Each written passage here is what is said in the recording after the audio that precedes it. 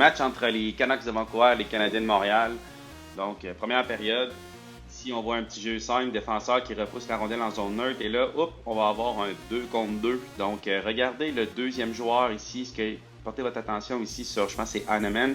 Heineman, qu'est-ce qu'il va faire? Il va prendre le centre, il va essayer de couper vraiment entre les deux joueurs, entre les deux défenseurs et venir essayer de pouvoir mettre de la pression sur le premier défenseur même pour que Armia puisse être capable de couper vers le centre et de pouvoir générer une occasion de marquer. Le fait que le joueur ici, Heineman, pousse le défenseur, donc s'en va en avant du défenseur, met de la pression, ça force les deux défenseurs ici à reculer le jeu et ça va ouvrir l'espace en arrière de Heineman. On regarde qu'est-ce qui se passe. Une opportunité, il a drivé le net. Par contre, ici, on a vu que le défenseur il a quand même bien joué le jeu des Canucks. Pourquoi? Parce qu'il a laissé Heineman passer, sachant très bien qu'il y avait un autre défenseur qui était avec lui pour venir protéger Heineman.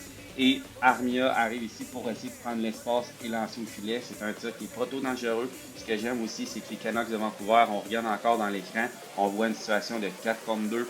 Donc, on a un joueur ici qui est en repli défensif pour être capable de pouvoir venir protéger dans le fond le centre de la glace. Comme j'ai expliqué dans un des autres vidéos, un rebound, on essaie de l'envoyer le plus sur l'extérieur possible quand on est gardien de but et ça fait en sorte que ici, moi ce que j'ai appris, c'est que les coins de patinoire, on appelle ça plus la zone morte, donc c'est une zone qui est un peu moins dangereuse, c'est la zone qui est la moins dangereuse selon moi dans la zone défensive, exemple du territoire des Canucks. Donc, c'est là où on veut envoyer la rondelle lorsqu'on est dans le jeu où la rondelle est arrivée rapidement et on veut donner un retour. On est obligé, dans le fond, de donner un retour. Alors ici, qu'est-ce qu'on voit? On voit Nick Suzuki qui rentre en zone offensive. Il y a 3 joueurs des Canucks, donc les joueurs des Canucks sont quand même bien positionnés. Donc, ils viennent couper un peu l'espace à Nick Suzuki. J'aimerais peut-être voir mon défenseur. Si vous voyez le défenseur, il protège un peu plus la petite glace. Donc, il est à l'intérieur des points de mise en jeu.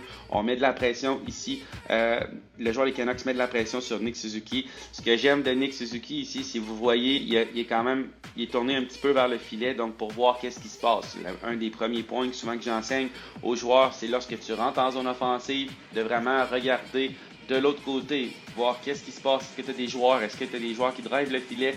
Est-ce que tu as des options de passe ou tu prends un tir ou vice-versa? À ce moment-là, ici, il n'y a aucune option. Il n'y a même pas de joueurs qui sont arrivés. Donc, qu'est-ce qu'il va faire? Il va garder la rondelle. Qu'est-ce qu'il a fait ici? C'est qu'au lieu de se débarrasser de la rondelle, de l'envoyer le long de la rampe, il va être plus patient. Donc, il va faire un delay qu'on appelle, on peut appeler ça, disons, un delay, en anglais, un délai. En français, c'est-à-dire un délai. Et ça va permettre à Slafkovský d'avancer, de converger vers le filet, mais aussi d'aller se donner une option le long de la rampe, en arrière du filet, pour avoir une option de passe. Donc ici, au lieu d'attendre, on a des fois des joueurs qui vont tout simplement rester devant le filet, qui vont essayer d'attendre, essayer d'avoir la passe, mais on s'entend qu'avec 3 joueurs des Canucks ici, ça va être un peu plus difficile pour Nick Suzuki d'aller faire la passe dans le centre. Donc par conséquent, Slafkovský est attentif, il voit le jeu, il voit qu'il y a 3 joueurs des Canucks, donc il va essayer d'aller là où il n'y a pas de joueurs des Canucks, c'est-à-dire dans le fond de la patinoire. Alors Suzuki protège sa rondelle, envoie la rondelle ici et la rondelle se retrouve dans le coin de patinoire. On se retrouve dans une situation de 1 contre 1 dans le coin de la patinoire. Regardez ce qu'il a fait. Avez-vous observé? Je vais reculer juste un petit peu. Avant de prendre quand il a pris la rondelle, qu'est-ce qu'il va faire? Il va lever sa tête. Donc, lever sa tête, moi souvent je dis heads up, heads up.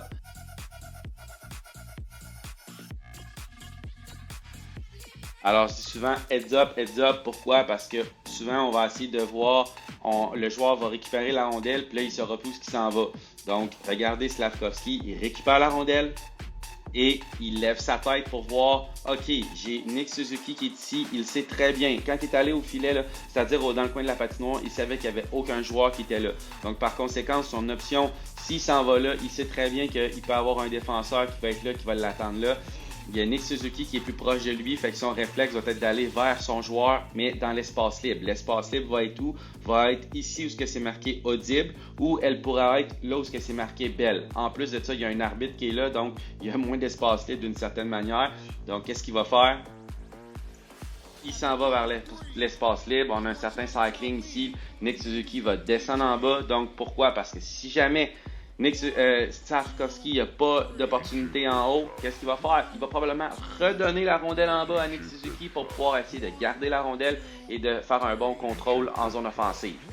Donc ici, on a Cole Caufield qui est rentré en F3. Donc F3 veut dire le joueur d'attaque numéro 3. Ici, on a le F1 qui est le porteur de la rondelle. On a le F2 ici qui est Nick Suzuki qui est vraiment le deuxième plus près de la rondelle. Alors, on arrive ici et Cole Caufield, qu'est-ce qu'il fait? Son objectif en ce moment, il est en mode on se démarque. Donc là, en ce moment, ici de 44, on voit qu'il essaie de protéger, de couper la ligne de passe, excepté que qu'est-ce qu'il va faire? Il va couper la ligne de passe. Les défenseurs sont généralement positionnés correctement. J'aurais peut-être aimé voir le 44 ou un défenseur ici un peu plus haut vers Cole Caufield. Pourquoi? Parce que, premièrement, peut-être pas nécessairement dans tous les systèmes ou dans toutes les situations, mais dans ce cas-ci, on sait que Cole Caufield est rendu à 20 buts.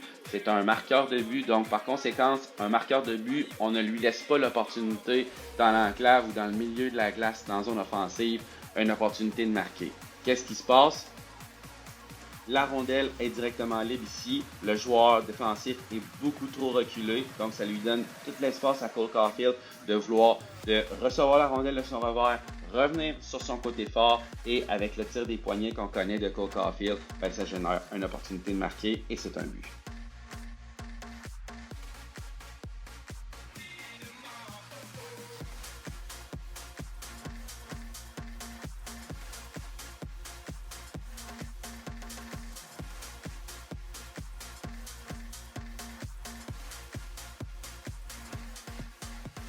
Ici, on le voit encore, Slavkovski qui lève sa tête, qui a toujours la tête haute. Hein? Vous voyez, sa tête là, est pas basse. Il lève sa tête, protège sa rondelle. Regardez encore Slavkovski. Il regarde pas sa rondelle. Il regarde où est le joueur parce que son objectif, c'est d'aller chercher Cole Caufield. Cole Caufield qui est en train de se démarquer.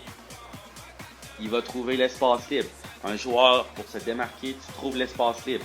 Et comme j'ai dit, j'aimerais voir le défenseur un peu plus haut ici à ce moment-là. Pourquoi? Parce qu'on a déjà une situation de man-to-man en bas avec Nick Suzuki et un autre joueur. On a un défenseur ici qui pourrait se permettre d'être un peu plus haut. Donc ici, vous voyez le joueur avec Nick Suzuki. On a un défenseur ici. Le défenseur, lui, va être en situation de bloquer un tir. Mais j'aimerais le voir beaucoup plus en haut, placé pour vraiment bloquer Cole Caufield. Ça, c'est vraiment important. Et là, on voit Cole Caufield qui est prêt et qui fait un beau tir au but.